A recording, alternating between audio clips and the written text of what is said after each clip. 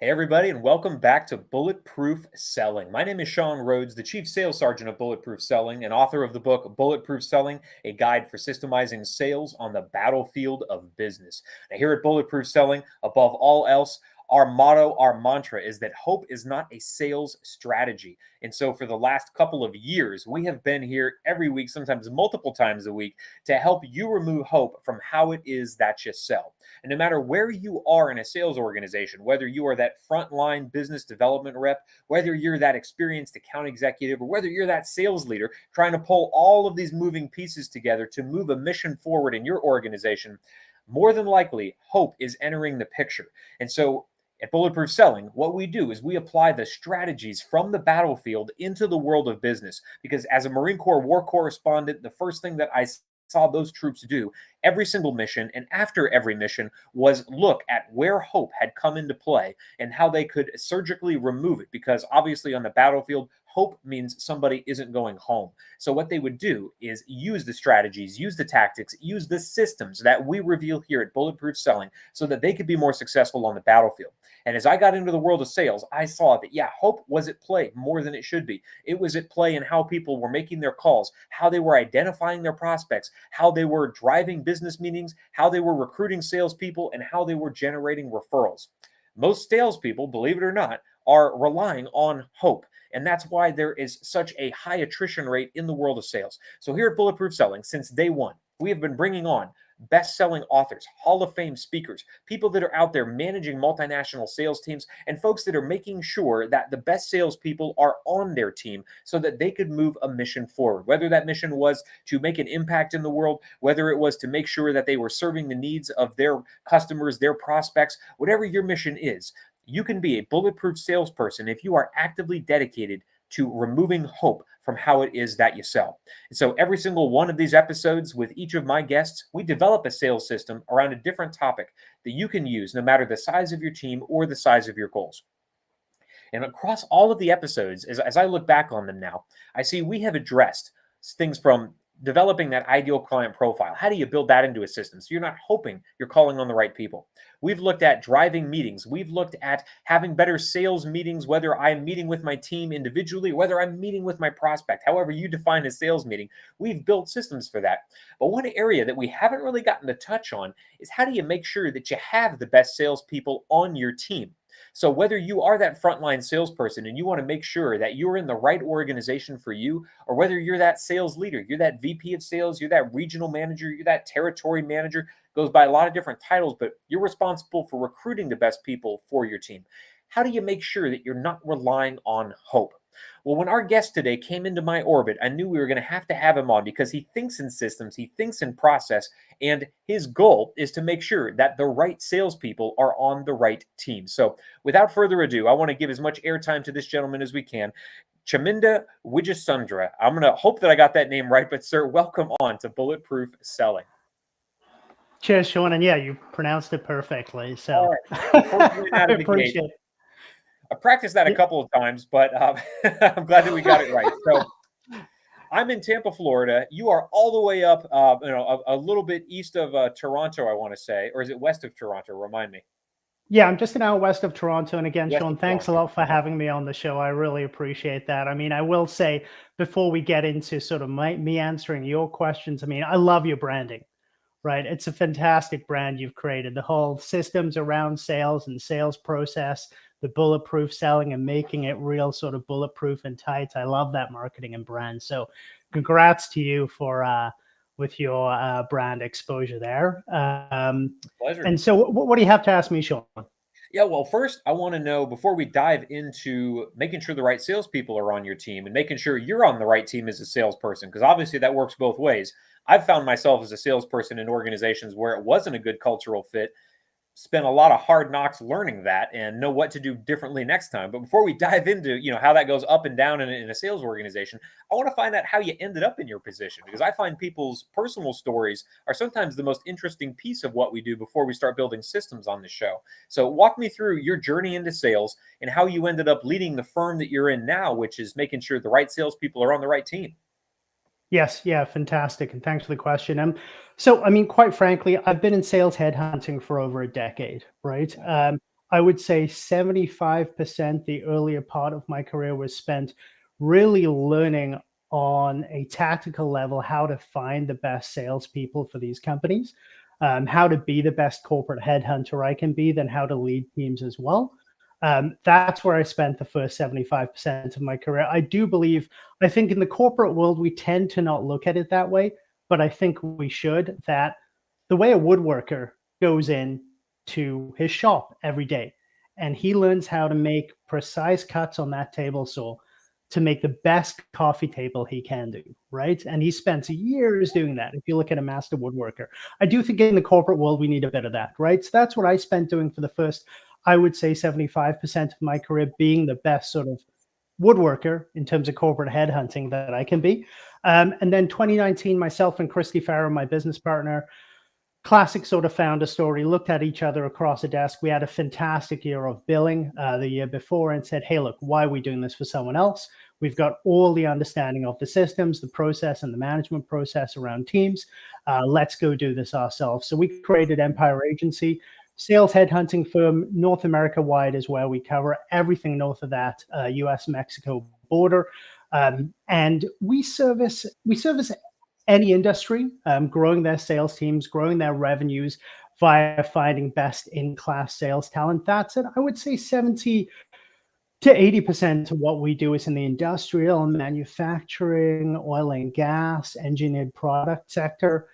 20 to 30% is everything else, including like quite a fair chunk of software too.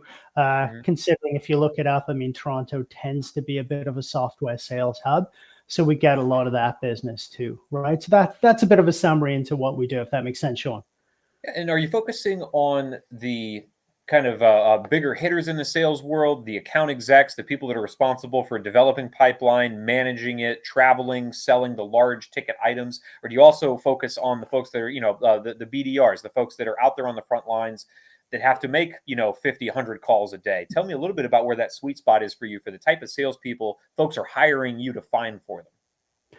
Yes, for sure. So we go up and down the channel, right? So there's nothing in sales that we don't do. So your classic sort of college grad that's full of beans, looking for that first SDR role, pounding 100 calls a day, looking for that 2% opportunity ratio. Hey, we'll fill those roles day in, day out. There's a lot of need there. Definitely all the way up, that major account rep, that key account rep. That's a space that personally I love playing in, because you really meet those sort of genuinely interesting and charismatic individuals. Up to the VP level, for sure, up to C-suite, the VP sales level, those sort of classic 15 to 20-year sales leader and vets. That's what we place in organizations. So that's our specialty and the vertical that we specialize in. That answers your question, Sean. It does. It does. So you've seen this done well, and you've seen it done poorly over the course of a decade. So one question that I'd love asking my guests, and we're going to make it specific to sales recruitment, either if I'm looking to be on the right team or I'm trying to find the right people for my team, where do you see sales leaders relying on hope in finding the salespeople that are going to do best in their organizations? And I say best because I have an odd feeling you'd align with me here.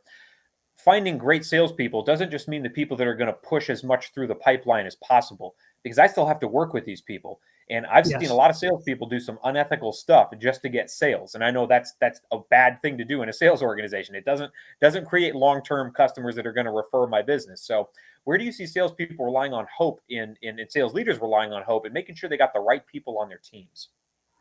So I unfortunately would say that, 50, 60 up to 70% of firms in the North American market space, they may not be aware of it, or they may not call it hope, but they are essentially relying on hope, right? So, and I think lots of the sales leaders, I'm sure even some of my clients may listen to this, and they're going to probably have a little snicker to themselves, because they're going to realize they do this too. The majority, and I'll bring up probably an industry that's notorious for it. If you look at the electrical distribution sector, right? The Westburns, the Graybars, the Annixters of the world. That sector is notorious for constantly churning through sales reps that only have worked in their industry. Okay. These guys are constantly recycling the bottom 50% of sales reps in their industry. The top 50% of sales reps, they're making great commissions and they stay at their current firms, right? So to answer your question, what we see a lot of the time, especially let's say in the electrical distribution space, is they're only evaluating two areas. They're simply meeting Joe. And do they like Joe? Do they have a good gut feel about Joe? Do they think he's a good dude? Sure. And does Joe come from their industry? Does he have industry relevance? Is he coming from one of their competitors or from their space? And then they put an offer out to Joe. That's usually the most predominant thing that I see in terms of relying on hope within the sales hiring game. Companies often say, does he have industry relevance or come from our industry? Is he a good guy? Is he going to be a somewhat of a cultural fit? Do we like him? Do we have a good gut feel about him? Sure. And then they toss an offer to Joe, right? And that's the two variables that they most often use. We always say at Empire Agency that you really have to do a more sort of didactic 7-point rubric when you go and evaluate a sales rep in terms of them being a good fit for your organization. And that's going to most often result in a far better hire. I would say resulting on hope, mediocre results, right? I mean, like we see sales leaders, you're essentially just rolling the dice. And so with that, it sounds like you're actually asking sales leaders to look at things like, can this person identify the stages of a sale? Can they build a pipeline? Can they prioritize their activity and their prospects? Can they, walk into a buyer meeting and have more than just a hope and a song in what they're trying to achieve? So I'm curious because you said something before I just started, which was brilliant. And I want to see if we can remember to say it again, which was they're hoping that these people can do what? Do you remember what it was? The words that came out of your mouth, and I can go back to the recording, but it was so brilliant. I was like, oh, I need to write that down because it applies to so many salespeople. What is the one thing that they're doing that they're finding really is failing? What would you say that is? Yeah, for sure. I mean, so they're essentially hoping that these salespeople can sell and can perform, right? And they're hoping that they can have a sales rep that lasts at their firm.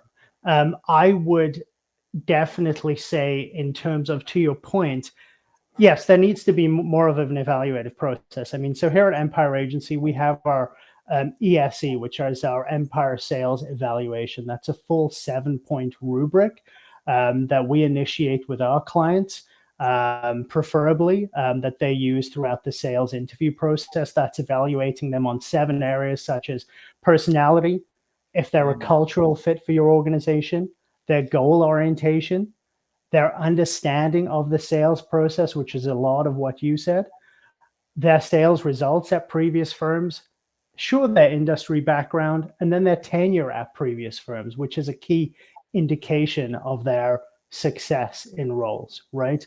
In terms of that sales process evaluation, that's when we start to get into a bit of fun as per some of the areas you touched on.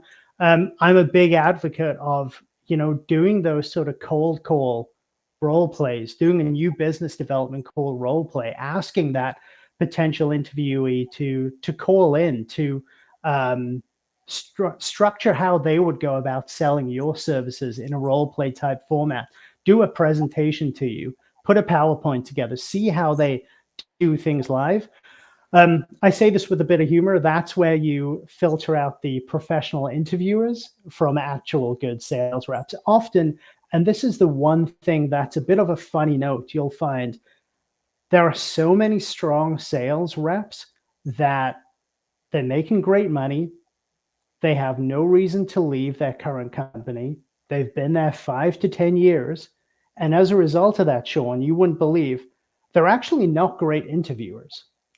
And the best interviewers are candidates who've had practice at interviewing a ton because they're constantly hopping jobs.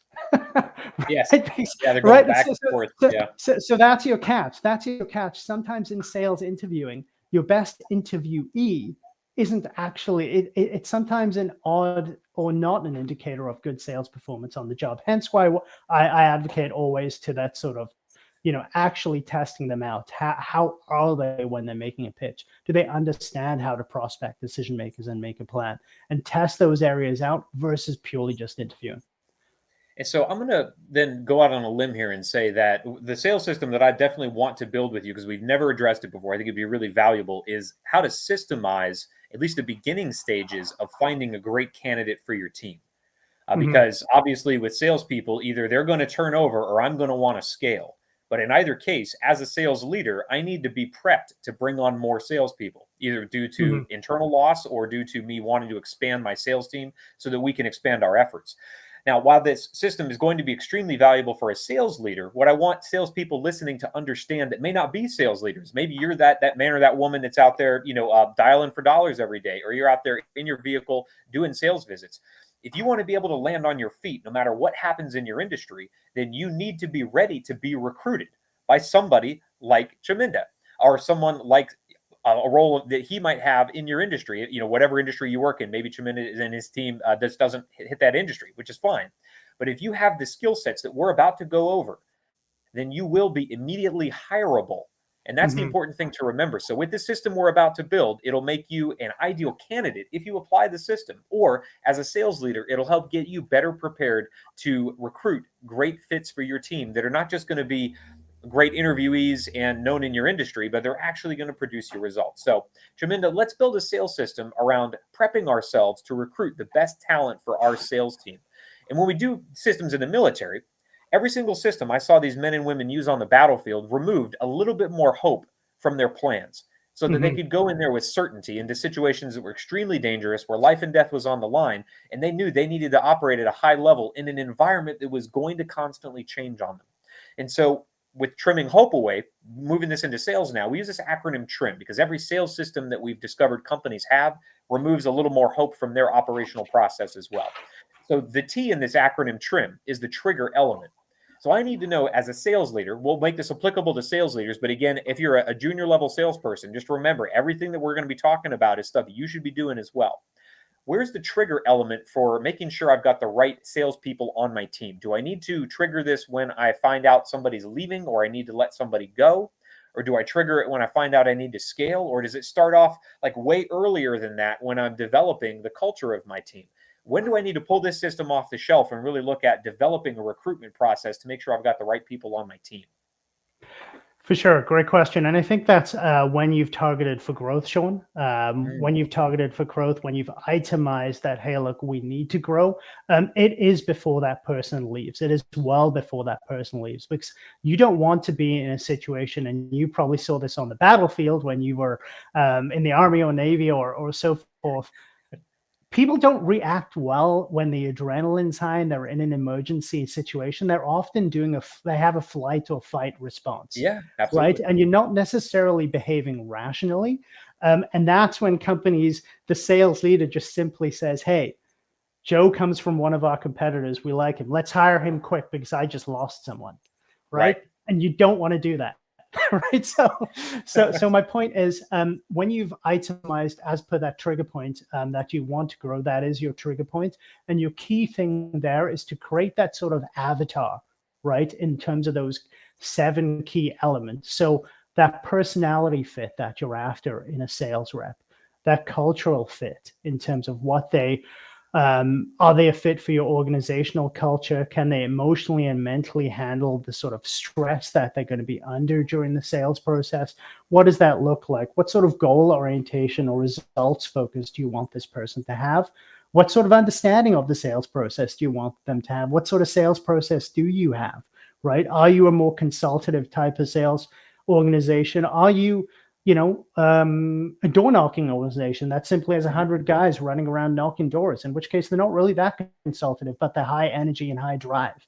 Right. I'm not saying anything's bad. It's just they're both different sales processes. You got to be honest about what you have and then create your avatar, right? What sort of sales results do you want them to bring in? What sort of industry background do you want them to come from? Or is that even relevant?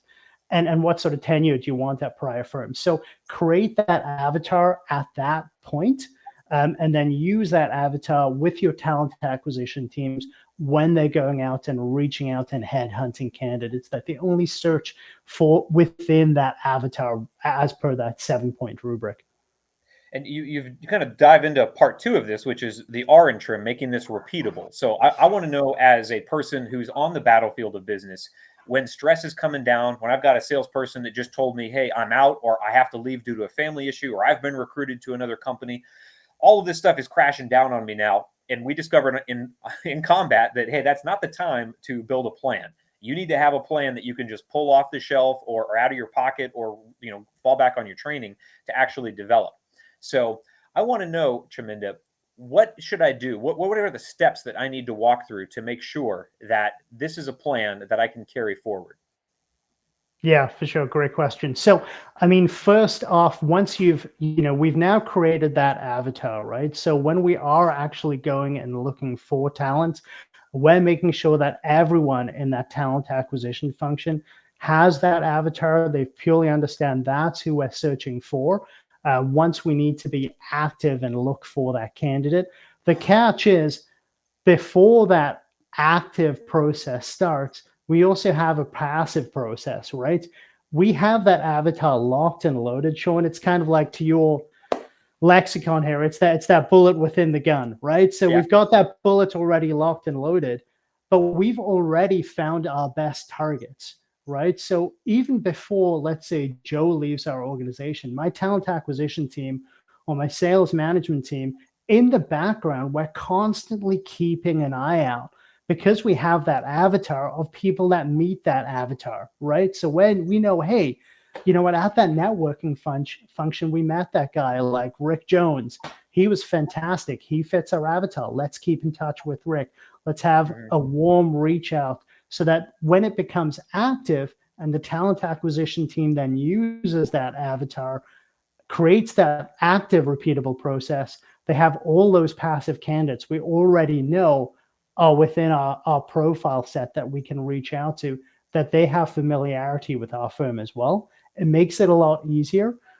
Also, in terms of repeatability, just make sure that everyone within that decision-making process, the sales manager that interviews, the HR manager that interviews, the VP of sales that interviews, they have that 7-point rubric. They have that avatar locked and loaded, and they're fully trained on how to evaluate someone using that sales interview process according to those 7 key dimensions as well. So you've now got a lean, repeatable process where no one's wondering what to do. And obviously, the 7 dimensions might look differently to a sales manager as they would to a sales VP. If you're running your interview process through those multiple stages in a company, nothing wrong with that again. But I imagine that a sales VP is going to look at that a little differently than a sales manager. So can you speak a little bit to how a different role in a sales organization would leverage those rubric methods that you had mentioned? Yes, yeah, for sure. So, I mean, like a regional sales manager, they're the person that's going to come in and just be really granular in the interview, right? So when it comes to the sales process, when it comes to doing a role play with cold calling, with new business development, the presentation that they'll do, a mock presentation as if they're selling your service, they're the people that will delve into their sales history. Can they describe that process in terms of KPIs or metrics? How they use these metrics to generate the results they want to? What are their sales acumen in terms of understanding real consultative sales, or have they been sort of purely transactionally selling before? How do they feel about their win rate and their success on opportunities? How do they deal with times when they've missed target? What's their awareness on why they've missed target? What parts of the sales process they were missing or slacking on that they improve next month to then hit target? At this regional sales management level, that's when they're very granular. They're talking about their sales process, their sales results, their industry background, making sure everything is a fit at that granular level. At the VP level, you're really assuming that the regional sales manager has done the work, right? At the granular level, you're assuming that your regional sales manager, let's call him Joe, has screened at that level. At the VP level, you're purely assessing the cultural fit and personality, right? So I would say at the VP level, all that you're assessing, you're assuming the granular work has been done by a middle management staff. You're assessing personality and cultural fit solely. You're looking at this new hire, Brian, and you're assessing like, hey, Is he a fit for our culture? Is his personality fantastic? Does he come into a room with boardroom presence? Does he dress appropriately? Does he have that undeniable enthusiasm? Is he sharp as a tack? Does he have that IQ we're after? Can he present ideas? And can he present even controversial ideas and back them up with metrics and systems and a results-based methodology, right? So at the VP sales level, you're purely assessing personality and cultural fit, assuming all the other parts are done, right? So you're taking different parts of that, again, that avatar, and systematizing it and even breaking it down so everyone's efficient with that time too. No one's repeating. And you've mentioned something great there, which is to take all of the aspects you're looking for in an ideal candidate and break those down into a system that you can assess for. So if high energy is one of your key attributes, because your folks are door knockers, or they're often called upon to go in cold to an account and use their persuasion, to use their rapport building skills to access a decision maker. If that's your business model, break that down into a system that's objective, so that you can test your candidates against that. So you don't have a mid-level manager that really likes Bob or Sally, and you ask them, well, is this candidate high energy? And Bob or Sally says, well, I think so. Why do you think that? They have to be able to back it up. What did this candidate do to show they had high energy, that they had rapport building skills? So if you can't do that, then again, you're hoping that everybody along the way checks the box, when really it may not be ultimately the candidate you're looking for. So Chaminda, great stuff so far. We've got the trigger, we've got making it repeatable. Let's say I've used this to hire a candidate or two. The iron trim is making this system improvable, so that I know if I do this 2 or 3 times, I'm getting better and better at finding the great candidates for my sales team. So if I've hired 1 or 2 candidates using this rubric-driven method, what do I need to do then after a quarter, or after 6 months? I've gone 1 or 2 candidates through. How do I look at this to make sure that I'm improving it? Because we learned on the battlefield that if we didn't improve things, they would quickly fall out of date. So how do I make sure as a sales leader that my hires are getting better and better? What am I assessing or looking for after I hire 1 or 2 people to make sure I am improving this method? Yes. Yeah. Fantastic. Great question. So I think improvement is key. I think you've really got to consciously assign someone the task of improving, and constant improvement, or continuous improvement is the slogan these days with that talent acquisition process. Often that's the talent acquisition manager on the HR side. That can be the sales manager though, depending on the size of organization. So task someone with that consciously. Do that improvement every year, right? And that improvement every year is purely based on, and sorry, Sean, I've done my homework on you. That's based on the next step, which you're going to say, which is the measurable part, right? Yeah. So really looking at that measurable part. The 2 areas is the percentage of the sales team that are hitting that sales targets. Okay, has that percentage of that sales team that are hitting their sales targets increased, with a notable note on the fact that the quality of rep that we're hiring is better. Therefore, that percentage has increased. And out of that percentage of sales reps that are hitting their sales targets, has the retention of those sales reps increased as well? Are we retaining our best people? Also, on the flip side, the percentage of reps that are dogging it at the bottom, are they leaving efficiently? Right? Is our compensation structure aligned enough that those people are almost opting themselves out? Because you kind of want that. You don't want to struggle to let go of someone that's really kind of dogging it on the sales floor. Your bottom 20th rep, that's always the bottom 20th rep. You want them to leave efficiently. You don't want to hustle to get them out the door, right? So it's stealing a bit from that last part in your process, the measurable part. Okay, so you are looking at that measurable part first, and then taking that to indicate improvability on certain parts of the process. Do that every year. I mean, I don't think you necessarily, a good sort of talent acquisition process, you don't need to look at it every quarter. You shouldn't. Every year, sure. End of year, look at the numbers, look at where everyone's at. Use those measurable pieces to indicate, hey, do certain parts improve? Have that boardroom conversation, bring all decision makers around. But the point being, task someone with it.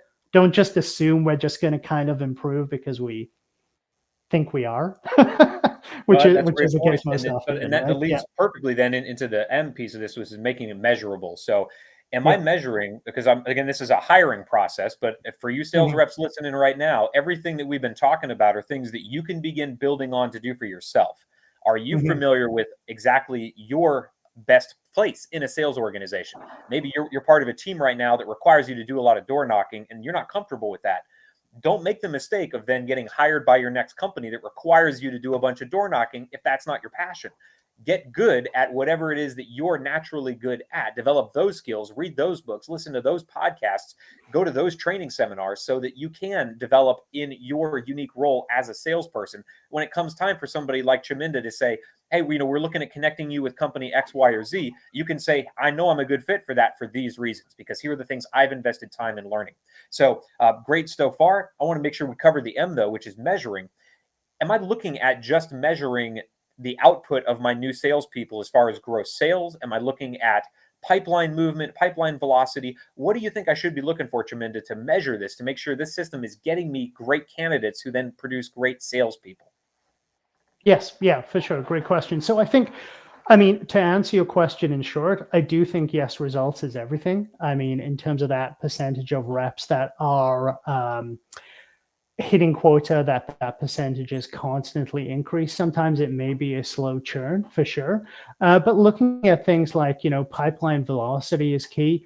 That call to opportunity ratio, that's a key one, right? Are we hiring enough sales reps that before we hire them, they understand the consultative sales process or whatever sales process we're using prior to coming on, so that call to opportunity ratio is constantly growing, right? That could be a key indicator that, you're either hiring sales reps that understand the sales process your firm is using before even coming in, so they don't need so much training, or there's a huge gap there and that call to opportunity ratio is lowering, right? So maybe your results are growing, but that's just because you have a real taskmaster of a sales manager who's whipping everyone into shape and they're just working way too hard, right? When really that call to opportunity ratio is what should increase. The way you can increase that, are you really hiring reps that understand your sales process even before coming in through the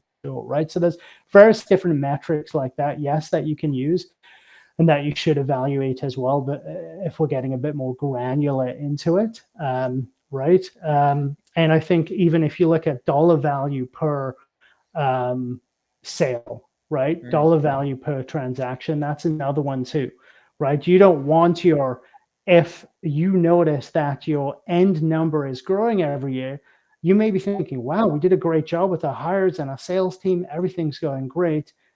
And then you learn, no, our dollars per transaction is actually really low.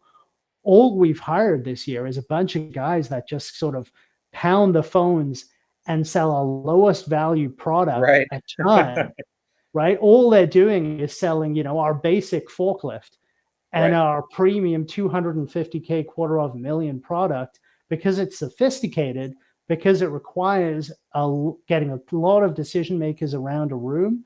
That's where we make our margin. No one's selling this thing.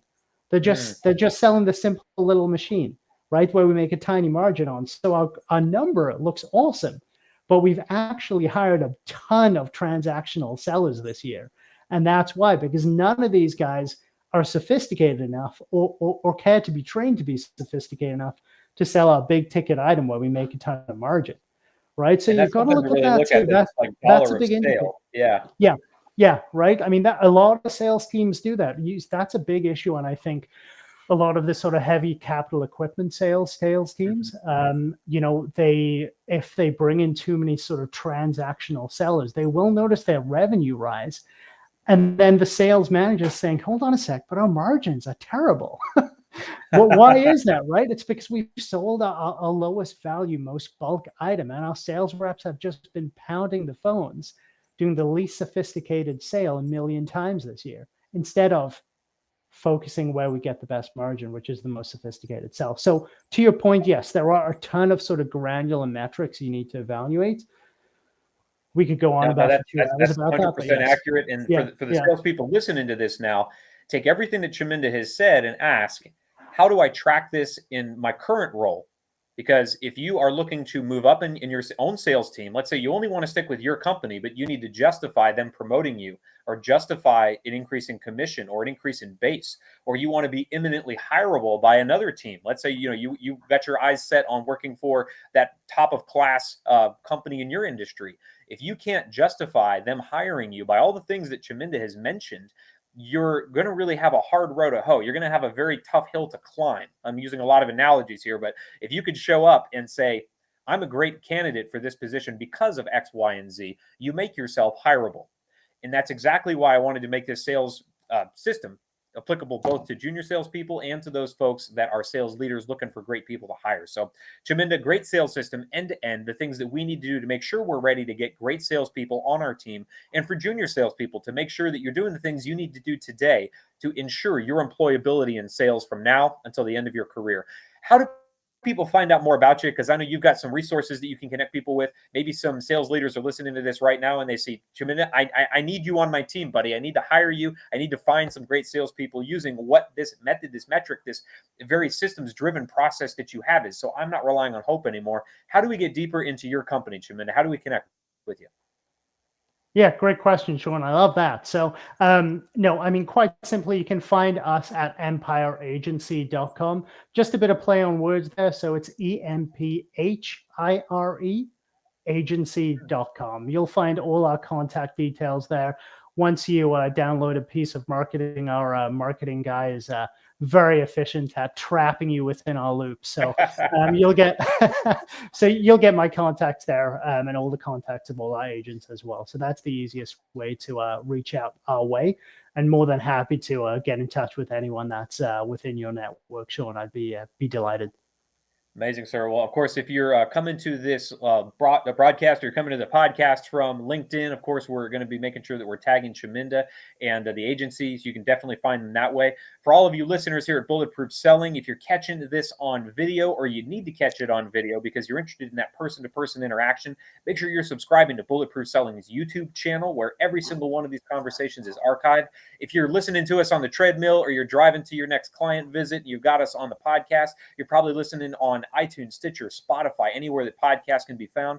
Best thing you can do for us there is make sure you're leaving us a review so you can let other salespeople know hope doesn't have to be part of how you operate as a salesperson. And so from the entire sales community, I want to thank you, Chaminda, for giving back to the sales profession with this great interview. Let's get out there and make selling bulletproof. Cheers, Sean. Thank you.